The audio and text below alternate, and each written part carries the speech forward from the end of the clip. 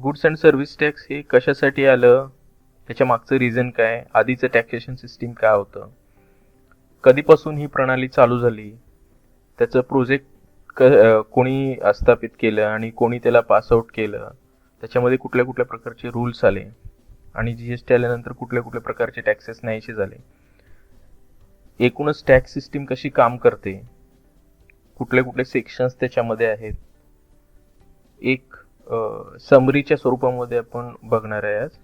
म्हणजे जीएसटी तुम्हाला पूर्णपणे समजून जाईल. तर त्याच्या रिलेटेड हा व्हिडिओ असेल. याच्यामध्ये सुरू करताना इंडियामधील जीएसटी, तर ह्याच्या आधी इंडियाच्या बाहेर पण जीएसटी होतं का, तर येस, खूप साऱ्या देशांमध्ये जीएसटी आधीपासूनच आहे. तर जीएसटीचं एक टॅगलाईन आहे, वन नेशन वन टॅक्स. म्हणजे देशामध्ये एकच टाईपचं टॅक्स प्रत्येक ठिकाणी प्रत्येक राज्यामध्ये लागू पडणार. मग जीएसटी याच्या आधी कशा प्रकारचं टॅक्सेशन होतं याच्या रिलेटेड आपण डिस्कशन करूया. तर लेट्स बिगिन. आता या ठिकाणी एक चित्र दिसतं तुम्हाला, गुळाला मुंग्या लागलेल्या आहेत. ओके.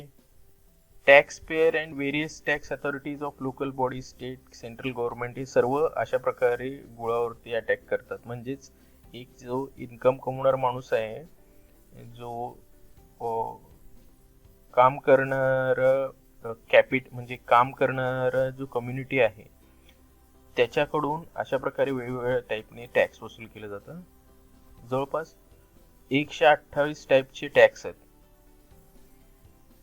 वेगवेगळ्या प्रकारे तुमच्याकडनं टॅक्सेस वसूल केले जातात. ठीक आहे. मग ते एक एक्झाम्पलसाठी लवकर तुम्हाला लक्षात यावं, तर जिथं गुळ असतं तिथं मुंग्या लागतात. ज्याच्या ठिकाणी इन्कम आहे त्याच्याकडेच टॅक्स वसूल केलं जाऊ शकतं. ज्याच्याकडे नाही आहे त्याच्याकडनं काहीच करू शकत नाही, उलट त्याला तुम्हाला सबसिडी द्यावी लागते. म्हणूनच गरीब लोकांना कशाचंही टेन्शन नसतं. श्रीमंत लोकांना जेवढं जास्त श्रीमंत होत जाते तेवढं टॅक्स पे करण्याची भीती असते, पण काही फरक पडत नाही.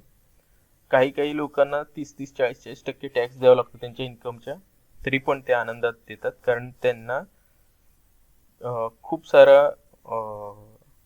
इन्कम मिळालेलं असतं. आणि दुसरं काय, त्यांचं एक उदारपणा, मोठं मनाचा उदारपणा पण असतो की आपण डोनेशन करावं, समाजासाठी काहीतरी करावं. त्यामुळं त्यांना त्याला जास्त फरक वाटत नाही. खूप सारे लोक आहेत, इव्हन सेलिब्रिटीज आहेत, ॲक्टर ॲक्ट्रेसेस आहेत, इंडस्ट्रियलिस्ट लोक आहेत, जे दान पुण्य करतात, आपल्या इन्कमचा 60-70% डोनेशनमध्ये देतात. तर टॅक्स पे करणं हे एक जबाबदारीचं काम आहे, पण जबरदस्तीने टॅक्स वसूल करणं हे चुकीचं आहे. ज्या ठिकाणी ज्याचं इन्कम टॅक्स म्हणजे इन्कम हे टॅक्स स्लॅबमध्ये, तर त्याच्याकडनं तुम्ही वसूल करा, पण सामान्य जनतेवरती तुम्ही इनडायरेक्ट टॅक्स लावून बर्डन आणू नका. हे पण बघणं गरजेचं आहे. ठीक आहे. ज्याचं इन्कमच नाही आहे, तुम्ही त्याच्यावरती टॅक्स घ्यायला लागलात भरपूर, तर प्रॉब्लेममध्ये येईल. खूप साऱ्या कंट्रीजमध्ये जे टॅक्स हेवन कंट्री आहेत त्या ठिकाणी एकाच टाईपचं टॅक्स असतं आणि खूप कमी रेटचं टॅक्स असतं. त्यामुळं त्या ठिकाणी उद्योगधंदे मोठ्या प्रमाणात चालतात आणि खूप सारे लोक त्या ठिकाणी इन्व्हेस्टमेंट करतात. तर जेवढं कमी टॅक्स असेल तेवढं इन्व्हेस्टमेंट आणि इंडस्ट्रियलायझेशन फास्ट होईल. अंडर डेव्हलप्ड कंट्रीजमध्ये टॅक्स रेशो कमी असतो आणि डेव्हलप्ड कंट्रीजमध्ये खूप कमी प्रमाणात टॅक्स असतो.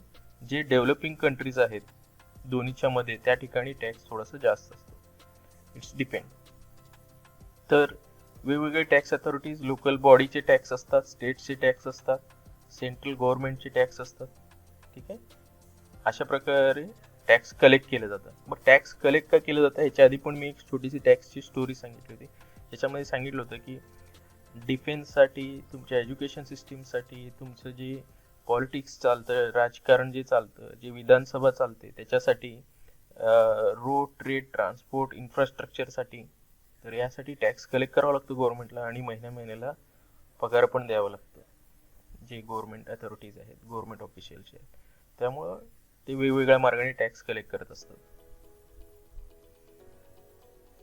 आयडियल टॅक्सेशन काय असायला पाहिजे किंवा कशा प्रकारे आहे, एक कॉमिकच्या आधारे आपण पाहूया.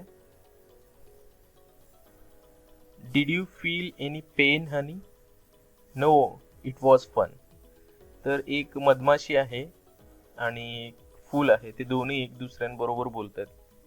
मधमाशीचं अन्न जे आहे ते फुलातलं अत्तर आहे, म्हणजे फुलातलं जे परागकण आहे त्याच्यावरती ते रस पितं फुलातनं, आणि फूल त्याला पेन होत असतं पण तरी पण त्याला म्हणावं लागतं की मला काहीच त्रास होत नाही. तसंच गव्हर्नमेंट आपल्याकडनं टॅक्स वसूल करते, पण आपण गपचूपपणे ते सहन करावं लागतं, कारण तिथे काहीच ऑप्शन नाही आहे. आणि टॅक्स पे करणं ही आपली एक जबाबदारी आहे. जरी आपल्याला नको वाटत असलं तरी पण आपल्याला ते करावं लागतं. म्हणूनच सुरुवातीपासूनच जर तुम्हाला मोठं व्हायचं असेल, श्रीमंत व्हायचं असेल, तर टॅक्सची तरतूद पहिल्यापासूनच करून ठेवा. तुमच्या जे पण इन्कम आहे त्याचं, जरी तुम्ही आता इन्कम टॅक्सच्या स्लॅबमध्ये नसाल तरी एक 20% रक्कम टॅक्ससाठी बाजूला काढून ठेवा. आणि ह्या तरतुदी करूनच माणूस मोठा होऊ शकतो, त्याच्याशिवाय तुम्ही मोठे होऊ शकत नाही. आणि टॅक्स कधीच चोरी करायचा प्रयत्न करू नका. टॅक्स खूप महागात पडतो, ते तुम्ही कमवलेलं नाव पूर्ण कचरा होऊन जातं. त्यामुळं टॅक्ससाठी सेपरेट तरतूद करून ठेवा. टॅक्स सोसायटी आणि कंट्रीच्या रिलेटेड कशा प्रकारे आहे, कोण कोण टॅक्स पे करतं. तर एक सिव्हिलाइज सोसायटी जी आहे, ज्या ठिकाणी वसाहत आहे, आदिवासी लोकांना टॅक्स पे करायची गरज नाही आहे, कारण त्यांचं कुठलंच वसाहत नाही. पण सिव्हिलाइज सोसायटी जी आहे, ज्या ठिकाणी आपण वसाहती करून राहायला लागलो, तेव्हापासून आपल्याला टॅक्स पे करावं लागलं. हॉनेस्ट टॅक्स पेयर जे आहेत, म्हणजे 100% जी आपली पॉप्युलेशन आहे त्यातलं फक्त 8 ते 10% लोक हॉनेस्टली टॅक्स पे करतात, तर ते देशासाठी ॲसेट आहेत, त्यांच्याने देश चालतो. Payment of tax, gratefulness towards society, soldiers, farmers, country. तुम्ही टॅक्सचं पेमेंट केलात तर तुमचं ग्रेटफुलनेस वाढेल, तुमचं थँकफुलनेस वाढेल, सोसायटीच्या बद्दलची जबाबदारी तुम्ही पूर्ण करताय, सोल्जरच्या बद्दलची जबाबदारी, जे फार्मर्स आहेत त्यांना पण तुम्ही मदत करतात इनडायरेक्टली, आणि इन शॉर्ट तुम्ही कंट्री डेव्हलप करण्यासाठी मदत करतात, एक मोठं काम करतायत टॅक्स वेळेवरती पे करून. Payment of tax means wealth from haves to have nots. जे नाही आहे आणि जे आहे त्याच्या संदर्भातील हे कोट आहे. तुमच्याकडे जे आहे त्याच्या थ्रू जे तुमच्याकडे नाही आहे त्याच्यासाठी पेमेंट करणं. देशामध्ये इन्फ्रास्ट्रक्चर नाही आहे, स्कूल कॉलेजेस व्यवस्थित नाही आहेत, एज्युकेशन सिस्टीम कोलॅप्स झाली आहे, त्याचं डेव्हलपमेंट करण्यासाठी मदत करणं हे टॅक्सचं मेन काम आहे. ठीक आहे, हे तुमची टॅक्स सोसायटी आणि कंट्रीच्या रिलेटेडचं कोटेशन्स आहेत काही. जीएसटीच्या आधी कशा प्रकारे टॅक्स स्ट्रक्चर होतं इंडियामध्ये, त्याच्या आधी टॅक्स होतं की नव्हतं, तर जीएसटीच्या आधी खूप टाईपचे टॅक्सेस होते, सध्या पण आहेत. आपण ते स्ट्रक्चर वन बाय वन बघून घेऊया. तर डायरेक्ट टॅक्स आणि इनडायरेक्ट टॅक्स तुम्हाला सांगितलेलंच आहे. जे डायरेक्ट टॅक्स आहे ते डायरेक्टली इंडिव्हिज्युअल किंवा कंपनीकडनं वसूल केलं जातं. इनडायरेक्ट टॅक्स जे आहे त्याला मिडलमॅन असतात, चैन असते जे वसूल करून गव्हर्नमेंटला प्रोव्हाइड करते. डायरेक्ट टॅक्समध्ये इन्कम टॅक्स आहे आणि वेल्थ टॅक्स आहे. आणि इनडायरेक्ट टॅक्समध्ये सेंट्रल टॅक्स आणि स्टेट टॅक्स आहे. सेंट्रल टॅक्समध्ये एक्साईज आहे, सर्व्हिस टॅक्स आहे आणि कस्टम ड्युटीज आहे. आणि स्टेट टॅक्समध्ये वॅट आणि luxury tax, lottery tax etcetera असतो. ठीक आहे, हे सर्व प्री जीएसटी टॅक्स स्ट्रक्चर होते. एक्झिस्टिंग टॅक्सेस कशा प्रकारे होते, तर आता सध्याला जे जीएसटीच्या अंडर टॅक्सेस कशा प्रकारे, सीजीएसटी आहे, central excise, additional duties from CVD, service tax आणि surcharges and all cesses combine होऊन सीजीएसटी झालेला आहे. एसजीएसटी कशातनं तयार झालेला आहे, VAT, sale tax, entertainment tax, luxury tax, lottery tax, entry tax, purchase tax, हे सगळं जाऊन एक एसजीएसटी तयार झालेलं आहे. आणि आयजीएसटी कशापासून तयार झालेलं आहे, तर सीजीएसटी. म्हणजे आधी excise tax, additional duties from customs, service tax आणि सरचार्ज हे सर्व जे द्यावं लागत होतं त्याला कंपायलेशनमध्ये सीजीएसटीमध्ये आलेलं आहे. What it. मग हे सर्व टॅक्स स्ट्रक्चर अशा प्रकारे कमी झालेलं आहे.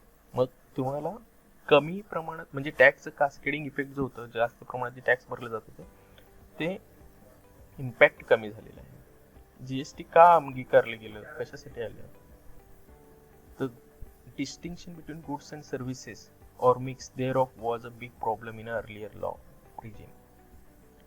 म्हणजेच काय की जीएसटी यायच्या आधी गुड्स आणि काही ठिकाणी, काही घटकांमध्ये, काही स्थळांमध्ये, काही ट्रान्झॅक्शनमध्ये गुड्स आहे की सर्व्हिसेस आहे हे लक्षात येत नव्हतं. मग त्या ठिकाणी सर्व्हिस टॅक्स लावायचं की सेल टॅक्स लावायचा, वॅट लावायचं की सर्व्हिस टॅक्स लावायचं, अशी कन्फ्युजन होत होते.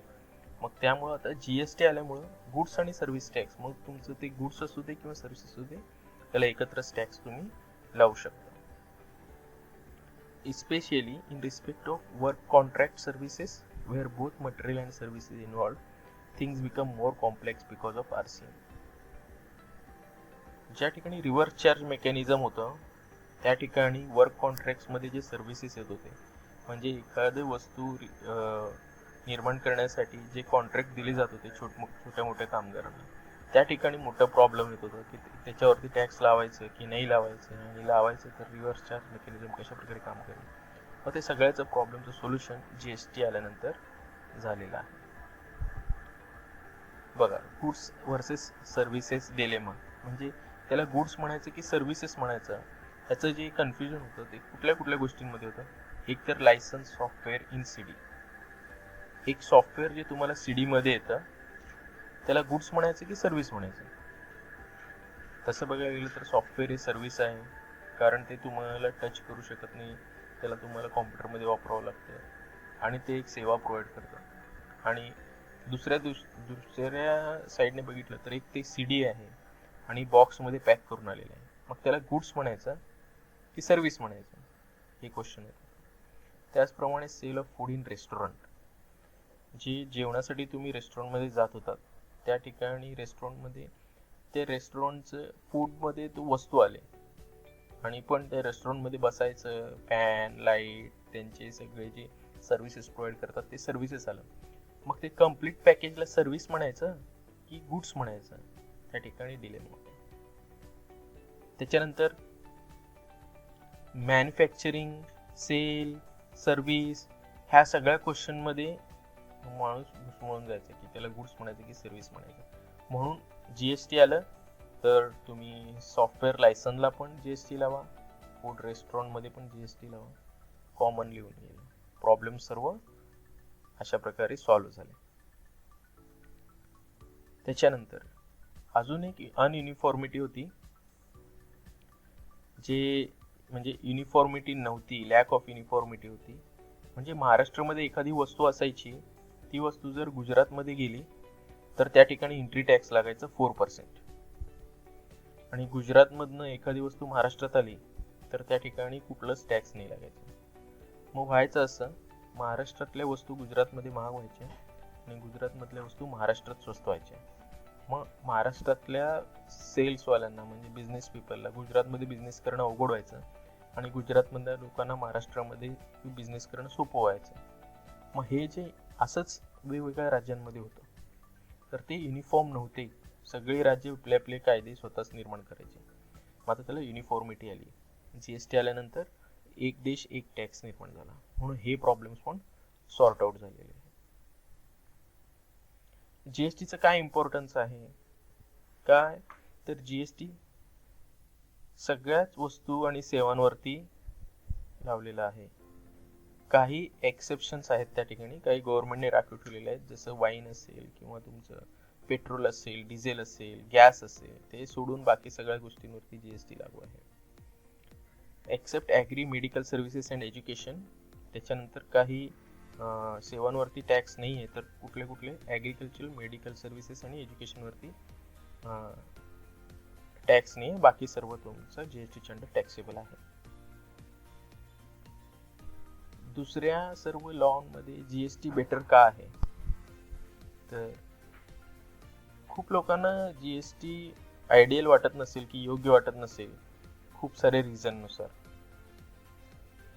पण फॅक्ट असं आहे की आधीचं जे टॅक्सेशन सिस्टीम होतं त्याच्यामध्ये खूप कॉम्प्लेक्स लेवल्स होते, लवकर सामान्य माणसाला लक्षात येत नव्हतं. तुम्हाला स्पेशली सीए किंवा सीएस किंवा ICWI अशा लोकांना हायर करावं लागत होतं.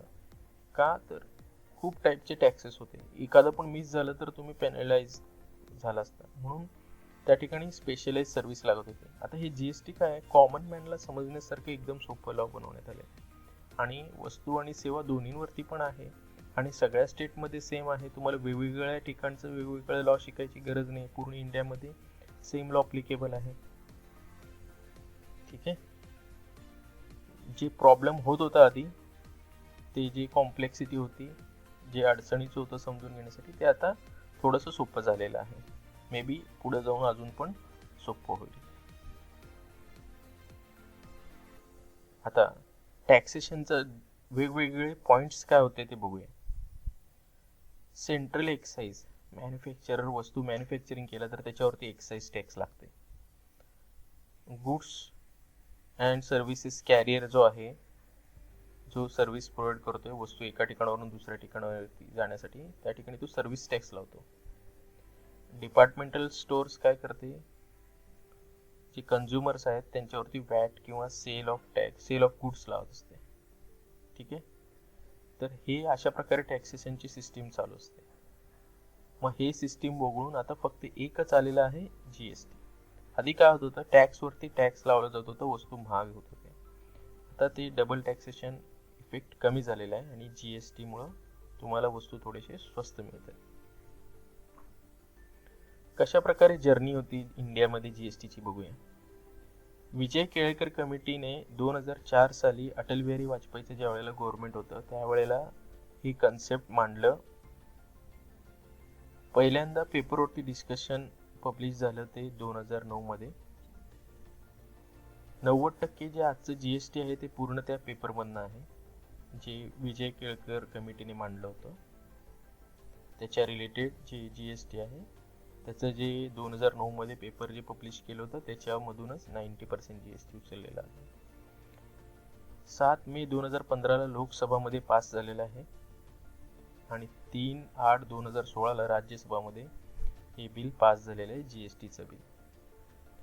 जम्मू अँड काश्मीर मध्ये पण पास झालेलं आहे. GST new permanent rollback impossible even if present political parties gets defeated in next elections.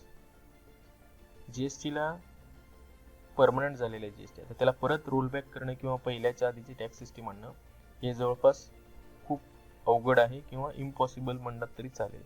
जरी पण आता बीजेपी गव्हर्नमेंट जरी हरली, समजा दुसरी कुठली गव्हर्नमेंट आली, ते चेंज नाही करू शकणार, कारण पूर्ण खूप मोठा टॅक्स रिफॉर्म होता. जगातलं सगळ्यात मोठं टॅक्स रिफॉर्म म्हणलं तरी चालेल. आतापर्यंत जे जे आपण डिस्कस केलं त्यातलं काही विचारायचं आहे का तुम्हाला? काय समजलं नसेल तर विचारा.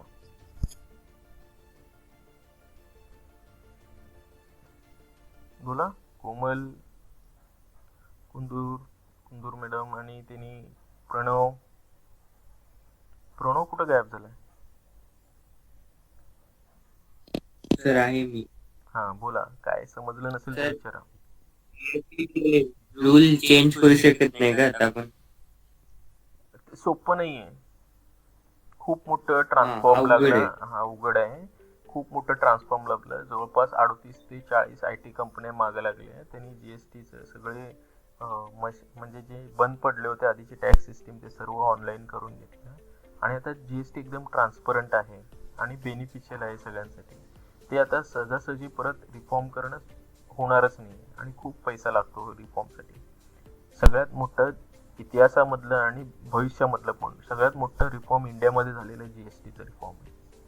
ते सहजासहजी कोणाला रोलबॅक करता येणार नाही, कारण आता ऍडॉप्ट झालेलं आहे आपल्या कंट्रीमध्ये आणि सगळेजण ऍक्सेप्ट केलेलं आहे ते जीएसटी.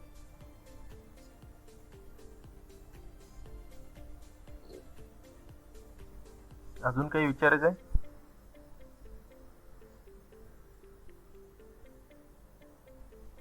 नाही सर, एकदम सोप्या भाषेत समजावून सांगितलं तुम्ही, समजलं. Very good.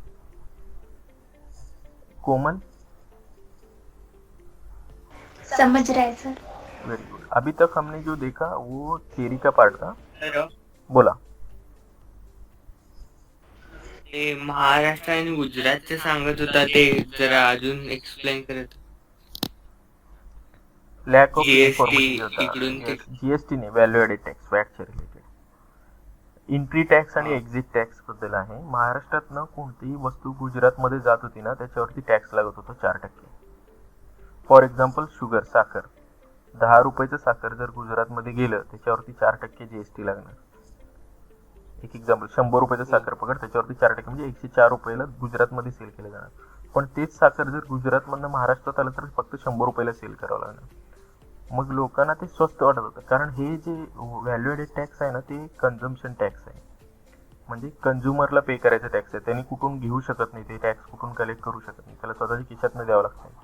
मग 104 रुपयाला गुजरातमध्ये साखर भेटत होती, 100 रुपयाला गुजरातमध्ये साखर भेटत होती, महाराष्ट्रातली साखर 104ला गुजरातमध्ये भेटत होती, गुजरातमधली साखर महाराष्ट्रामध्ये 100 रुपयाला भेटत होती. मग महाराष्ट्रामध्ये गुजरातचं खपत वाढत होतं, पण सेल करता आलं नाही. महाराष्ट्रातल्या लोकांना गुजरातमध्ये जाऊन सेल करणं अवघड जात होतं, कारण तिथं महाग होत होतं ना वस्तू टॅक्स लागल्यामुळे. तर असं प्रॉब्लेम होतो. मग त्यांच्या इथं बिझनेस आपण जाऊन करू शकत नव्हतो, त्यांनी येऊन आपल्या इथं बिझनेस करत होते. मग हे असं थोडंसं अनयुनिफॉर्मिटी होती. मग आता ती जीएसटी आल्यामुळे युनिफॉर्मिटी झाली आहे. इक्वॅलिटी. येस. आणि सर IGST काय ते? तिथे येतोय आपण आता. CGST, IGST आणि सेस ऍक्ट काय आहे ते बघूया. CGST जे आहे central goods and service tax आहे. IGST जे आहे intermediate goods and service tax आहे. SGST आहे state goods and service tax आहे. ओके.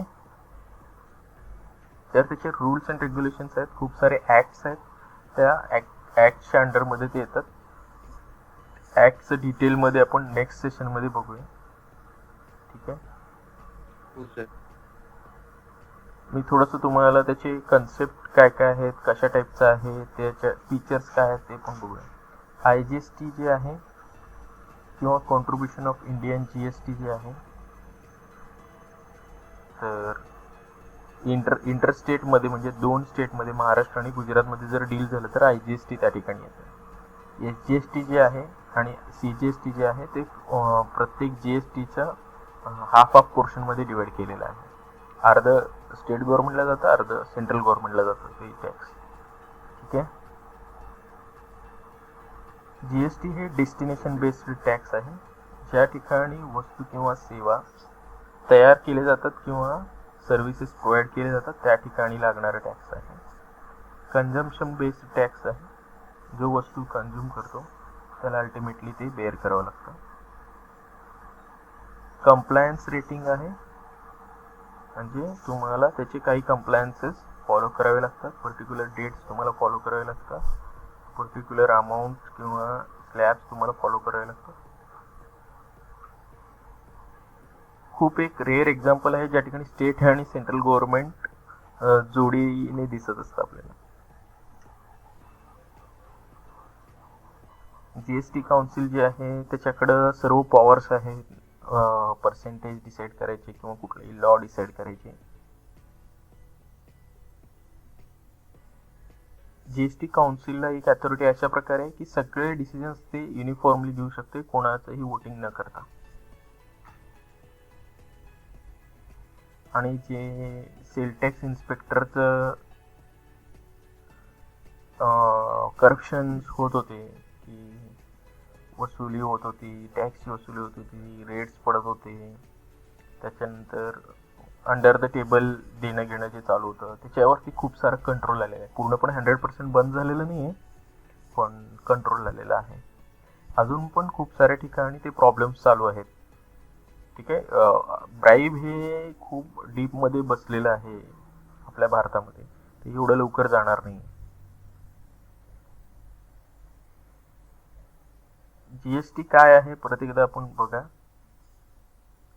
सगळ्यांसाठी एक टॅक्स आहे पूर्ण देशासाठी.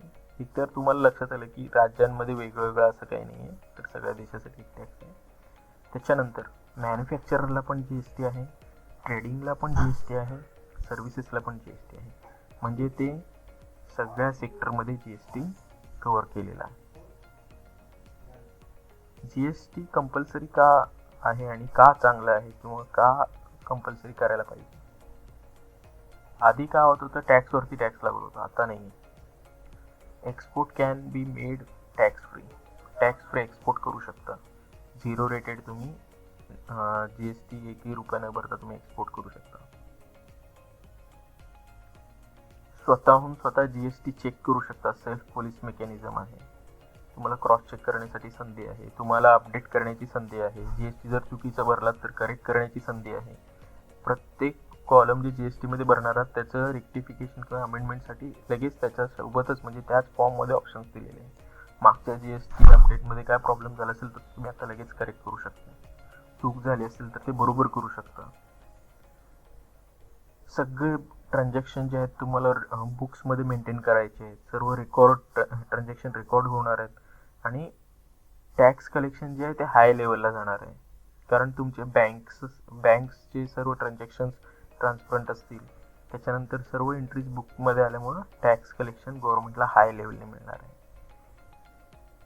आणि जी पॅरल इकॉनॉमी आहे, ब्लॅक इकॉनॉमी जी म्हणतो, किंवा आपले भारतामध्ये जे ब्राईबची इकॉनॉमी आहे, काळा मार्केट जो आहे, काळा पैसा जो आहे, ती थोडीशी कमी झालेली आहे, कमी होत जात आहे. अजून खूप सारे जे रिफॉर्म्स आहेत तर ते रिफॉर्म्स येणे बाकी आहेत. स्टेप बाय स्टेप आपण स्लोली त्या जे पॅरल इकॉनॉमी आहे त्याला स्लो डाऊन करतो. त्याचं एक इम्पॅक्ट तुम्हाला मार्केटमध्ये बघायला भेटेल की आता प्लॉटचे रेट जे आहेत, रिअल इस्टेटचे रेट जे आहेत ते तेवढे फास्ट ग्रो होत नाही आहेत जेवढे 4 ते 7 वर्ष मागं होत होते. तेवढे फास्ट डेव्हलप किंवा ग्रोथ होत नाही आहे त्या रेटची. का तर हेच आहे की कंट्रोल आलेलं आहे त्या ठिकाणी जे काळा पैसा होता त्याच्यावरती. What is easy to print, currency note और सेनवेट इनवॉइस? सॉरी, फक्त हे पॅरल इकॉनॉमी नाही का, तो पॉइंट परत समजावून सांगता का? पॅरल इकॉनॉमी म्हणजे काय आहे? गव्हर्नमेंटला टॅक्सचा पैसा न भरता जो काळा पैसा मार्केटमध्ये आहे, गव्हर्नमेंटला इन्कम न दाखवता जो टॅक्स चोरी केलेला आहे, तो पैसा जो आहे त्याला पॅरल इकॉनॉमी म्हणतो. त्याच्यामध्ये तुमची ती ब्लॅक मनी आली, करप्शनची मनी आली, डुप्लिकेट नोट्स आले, चलनामध्ये असलेले नसलेले त्या सर्व गोष्टी आल्या जे इलिगल आहेत. तर ती जी इकॉनॉमी आहे ती आपल्या व्हाईट इकॉनॉमी सोबत पॅरलल काम करते. ठीक आहे, दोन्ही पण एक सोबत असतात. काही ट्रान्झॅक्शन फक्त कॅशमध्ये केले जातात. फॉर एक्झाम्पल इव्हन आत्ता पण जर आपण बघितलं तर रिअल इस्टेटमध्ये अर्धा 50% तुम्ही कॅश भरा आणि 50% तुम्ही बँक व्हाईट पेमेंट करा असं सरळ सरळ बोलतात, बिंदास्तपणे ते व्यवहारामध्ये आहे अजून पण. तर ती जी पॅरलल इकॉनॉमी आपण म्हणतोय ती आता स्लो डाऊन होते, ती कमी होते. त्याच्यामुळे रेट्स मार्केटमध्ये तेवढे फास्ट वाढत नाहीत. बघा तुम्ही रिअल इस्टेटचं खास करून तुम्हाला लक्षात येईल लगेच. हो हो सर, बरोबर आहे. तर ती कंट्रोलमध्ये येते. reason. येस, ती कंट्रोलमध्ये येते. आणि अजून काही दिवसानंतर तुम्हाला सांगतो ते जे मोठे मोठे रिफॉर्म्स अजून जे येणार आहेत ते ज्या वेळेला आले तर मार्केटमध्ये काळा पैसा थांबणं शक्यच नाही. एक एक तुम्ही स्टेप बघितले त्यांचे कशा प्रकारे होते. एक तर नोटबंदी आणली, मग जीएसटी आणली, मग ते एकदमच अचानकच सगळ्या गोष्टी करू शकत नाहीत ना, कारण पूर्ण बिझनेस ठप्प होतो. आणि त्यात आता आपल्याला कोरोनाचा मार पडलेला आहे, त्यामुळे लगेच काही रिफॉर्म्स करता येणार नाही. पण जर सध्याचं गव्हर्नमेंट आहे ते कंटिन्यू असेल तर खूप सारे चेंजेस तुम्हाला बघायला भेटतील येत्या 5 ते 10 वर्षामध्ये.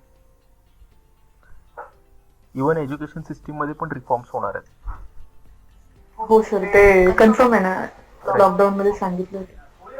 ठीक आहे, क्लिअर आहे तिथपर्यंत तुमचं? हो सर, समजलं. आता ह्यांनी विचारतात की करन्सी नोट प्रिंट करणं सोपं आहे की इनवॉइस प्रिंट करणं सोपं आहे. ही साहजिकच आहे, इनवॉइस प्रिंट करणं सोपं आहे आणि ती लिगल पण आहे. त्यामुळे करन्सी नोट प्रिंट करायच्या भानगडीत कोण पडणार नाही.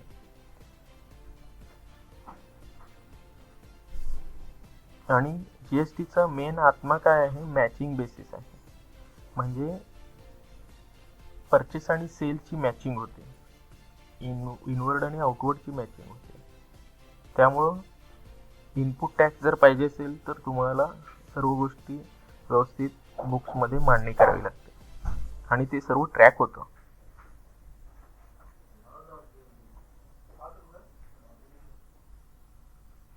आता आधी कशा प्रकारे ज्या वेळेला एक्साइज होती किंवा वॅट होती तर काही ट्रान्झॅक्शन्स मध्ये रिस्ट्रिक्शन्स होते.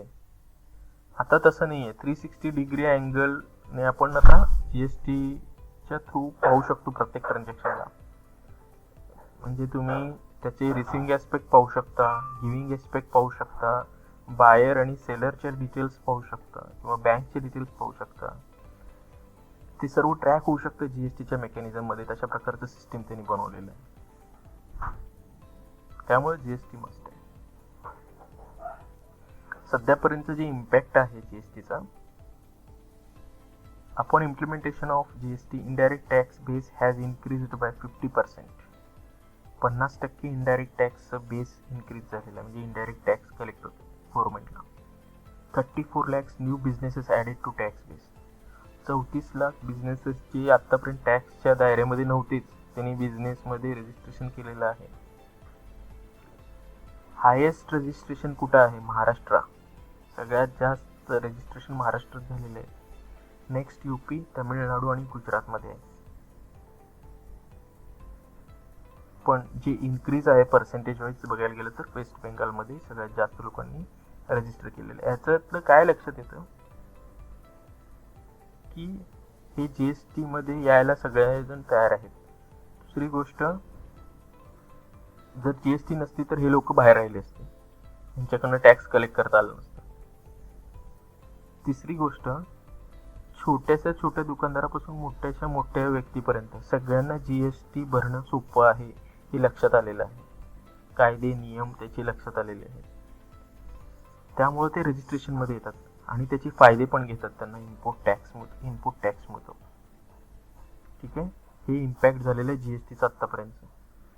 वस्तूंचे रेट्स का कमी झाले नाही मार्केटमध्ये, त्याच्या मागे हजारो कारण अजून पण आहेत. पण जर व्यवस्थित इम्प्लिमेंटेशन झालं असतं आणि मॅन्युफॅक्चररकडनं ट्रेडरला किंवा कन्झ्युमरला पास ऑन झालं असतं जे बेनिफिट आहे, तर काही प्रॉब्लेम झाला नसता. काय झालं, जीएसटीमुळे जे त्यांना बेनिफिट होत होतं ते त्यांनी स्वतःच्या मार्जिनमध्ये काढून घेतलं, कारण वस्तूंचे मार्जिन डाऊन झाले होते. ग्राहक पैसे वाढवून द्यायला तयार नाही. रॉ मटेरियलचे रेट्स आसमान छुवायला लागले, म्हणजे जास्तच जास्त होते दिवसेंदिवस. मग ते काय केले, जीएसटीचा ज्या वेळेला फायदा मिळाला आणि ते कन्झ्युमरला ज्या वेळेला द्यायचं होतं त्यावेळेला त्यांनी काय केलं, आपलं प्रॉफिट मार्जिन वाढवून घेतलं. त्यामुळे कन्झ्युमरपर्यंत ते इम्पॅक्ट दिसलं नाही, पण ॲक्च्युअलमध्ये खूप चांगला इम्पॅक्ट होता जीएसटी आल्यानंतर. बोला सर. ते प्रॉब्लेम तर आता पण होणार सर, आता सध्याच्या सिच्युएशन मध्ये. कारण आता एक एक्झाम्पल म्हणून सांगते, सध्या आमचे जे बुक्सचे वगैरे 2 वर्ष काही झालेलं नाहीये बिझनेस एवढा, स्कूल बंद असल्यामुळे. तर झालंय काय की हे आता बुक्सचे वगैरे नोटबुक्सचे रेट्स एवढे वाढलेत ना, साधारण ती 35 रुपयाला जी छोटी नोटबुक मिळायची ना नवनीतची किंवा क्लासमेटची, त्याचे रेट आता सध्या 40 ते 42 रुपयापर्यंत गेलेले आहेत सध्याला तसे, यावेळेस जर विकायचं म्हटलं तर. आणि कस्टमर काय, आधीचे असलेले नोटबुक्स असतील तर द्या किंवा एवढेच का म्हणजे कमी टक्केवारी वगैरे, हे सध्या आतापासूनच चालू आहे ह्या गोष्टी. एवढे किमती वाढवलेत वगैरे वगैरे. आम्हाला खूप प्रॉब्लेम यायला लागला ह्यामध्ये की नाही का. आणि प्लस त्याला नोटबुक्सला तर जीएसटी आहे, फक्त जे गव्हर्नमेंट बुक्स आहेत ना त्याला जीएसटी वगैरे नाहीये. जे पण हे बाकीचे स्टेशनरीज वगैरे आहे त्याला कंपल्सरी जीएसटी आहे. त्यामुळे कमवायचं काय, मार्जिन किती, द्यायचं कसं, सगळं गोंधळ झालाय नुसतं सध्याला, असं झालं. बरोबर. आता कसं आहे माहितीये का, प्रत्येक फक्त तुमच्याच एका बिझनेसमध्ये नाही आहे, जवळपास सगळ्याच बिझनेसला झळ पोचलेला आहे कोरोनामुळे. सगळे स्टॉप झाले होते. आता पूर्ण इकॉनॉमी बूम होते, रिकव्हरी होते, रिसेशन पिरियड मधनं बाहेर येतात सर्वजण. आणि आता स्टॅग्नंट आणि तुमचं काय म्हणतात त्याला, सेटल पिरियड म्हणजे शांततेचं कालावधी असतं ते चालू झालं. आता प्लॅनिंग करणं गरजेचं आहे की पुढं कसं जायचं आहे, कारण इकॉनॉमी तर आता परत स्ट्रॉंग होणार आहे, परत मार्केट वाढणारच आहे. तर आता तुम्हाला कुठे इन्व्हेस्टमेंट करायचं असेल, काय घ्यायचं असेल, आता चान्स आहे, कारण अजून मार्केटमध्ये लोकांना जास्त इन्फॉर्मेशन नाही आहे. आता इन्व्हेस्टमेंट करू शकता. दुसरं काय आहे, हे जे तुम्ही म्हणताय ना की इन्फ्लेशन, महागाई वाढत चाललेली आहे, ते कुठंतरी गव्हर्नमेंटने पैसे जमा करून हे कोरोनाचे वॅक्सिनेशन केलेले आहे. खूप सारे नवीन नवीन स्कीम घेऊन आलेले आहेत. खूप सारे सौर ऊर्जेचे प्रकल्प त्यांनी निर्माण केलेले आहेत. त्यामुळे पैसा लागणारच आहे. इन्फ्रास्ट्रक्चर डेव्हलप करायचं, तुम्हाला मोठं कंट्री बनायचं आहे, महासत्ता जर बनायचं तर ते इन्फ्लेशन वाढणारच आहे. त्याला आपण काहीच करू शकणार नाही. आपण एक दुसरी गोष्टी करू शकतो, इन्कम वाढवू शकतो, एकाच्या सोबत दुसऱ्या गोष्टी करू शकतो. जसं फॉर एक्झाम्पल शेतकरी जर शेती करणार असेल तर तो मत्स्यपालन, कुक्कुटपालन, शेळीपालन हे करून त्याचं दुसरं इन्कम चालू करू शकतो. जर एखादं सर्व्हिस करणार माझ्यासारखा व्यक्ती असेल, जॉब करत करत एखादं दुसरं असं पार्ट टाइम कोचिंग क्लासचं काम चालू करू शकतो. एखाद्याचं बिझनेस असेल तर तो त्याच्याबरोबरचं अजून एक काहीतरी एक्स्ट्रा काम करू शकतो. आता वह्या पुस्तकांचं तुमचं बिझनेस आहे, तुम्हाला मार्केट माहिती आहे, तुम्ही एखादं नवीन मॅन्युफॅक्चरिंग काहीतरी मशिनरी आणून तिथं मॅन्युफॅक्चरिंग म्हणजे तुमचं फाईल्स म्हणा, वह्या म्हणा, काहीतरी बनवायचं एखादा प्रकल्प जर टाकला तर तो व्यवस्थित चालू शकतो, कारण तुम्हाला नॉलेज आहे त्या क्षेत्रामधलं. मग आताचा जमाना एका गोष्टीवरती डिपेंड राहण्याचं नाहीये. तुम्हाला वेगवेगळे मार्ग शोधावे लागतील, इन्कम वाढवावं लागेल. महागाई वाढली म्हणून रडत बसून उपयोग नाहीये. हा सर बरोबर आहे. पण कसं आहे सर, हे मागायचं तर झालं, पण ऑनलाईन मुळे तर एवढा प्रॉब्लेम आहे ना सध्याला. उलट हे आता इथे बुक्स नाही सर, उलट बुक्स, आता बुक्स सांगते मी, आता कथा कादंबरी वगैरे असं ते नॉवेल्स वगैरे. आता आम्ही काय फार तर मॅक्सिमम आम्हाला स्वतःला 30% त्याचं येत असतं कमिशन, नंतर आम्ही देतो किती, मॅक्सिमम 50% देतो, 50% आम्हाला इन्कम. तर आता हेच जवळजवळ आता 500 ची जर बुक असेल तर तेच ऑनलाईन घ्यायला गेलं तर 250 रुपये किंवा 225 रुपये एवढ्या, अक्षरशः त्याच्यापेक्षा सुद्धा कमी पर्सेंटेज तिथे आहे ऑनलाईन सध्या. राईट. मग आता तुमचं बोलण्यावरनं मला लक्षात आलं की आता हे बुक्स जे हे आहेत हार्ड कॉपीचे आहेत त्याचं सेल नॉर्मली कमीच होणार आहे. का माहिती, जसं कॅसेट आणि सीडी प्लेअर नाहीसे झाले तसं आता ऑनलाईनचा जमाना आहे. मग असं नाही की आपण आता ऑनलाईनचा जमाना आहे, माझं कॅसेट्स आणि सीडी प्लेअरचं दुकान होतं, माझा सगळा बिझनेस बंद झाला, तर मी काय करू? आणि नवीन बिझनेस चालू कर ना तू ऑनलाईनचे रिलेटेड. ऑनलाईन मध्ये काय करता येईल ते बघ ना. तीच बिझनेसेस ट्रान्सफॉर्म झालेले आहेत ऑनलाईन मध्ये, आणि जो ट्रान्सफॉर्म होत नाही तो संपतो काळाच्या अनुसार, कारण काळ बदलत जाणार आहे. आता ते जे नवीन डेव्हलपमेंट झालेले आहे, आता जे ई बुक्स आलेले आहेत, तुम्ही ठेवा ना इलेक्ट्रिक आयटम्स काउंटरवरती सेल करायला, इलेक्ट्रॉनिक पुस्तकं ठेवा. जे अमेझॉन वरती मिळतं ते तुमच्या काउंटरवरती ठेवा. का फक्त ते जुन्या ट्रेडिशनल बुक्स विकायचे?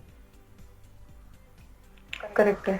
नवीन जे टेक्नॉलॉजी येते मार्केटमध्ये, स्कूल कॉलेजेसमध्ये जे नवीन टेक्नॉलॉजी येते ते घेण्याचा प्रयत्न करा. तुम्ही एखादी फ्रांचायझी घ्या, लॅपटॉपची फ्रँचायझी घ्या, किंवा तुम्ही एखादं जे हे असतं ते टॅबलेट्स असतात, मोबाईल फोन्स असतात, किंवा जे एज्युकेशनचे रिलेटेड साहित्य आहे, किंवा एखाद्या स्कूल कॉलेजमध्ये तुम्हाला हे काय म्हणतात डिजिटल काय म्हणतात तुला लक्षात येते का मला मी काय म्हणतो ते?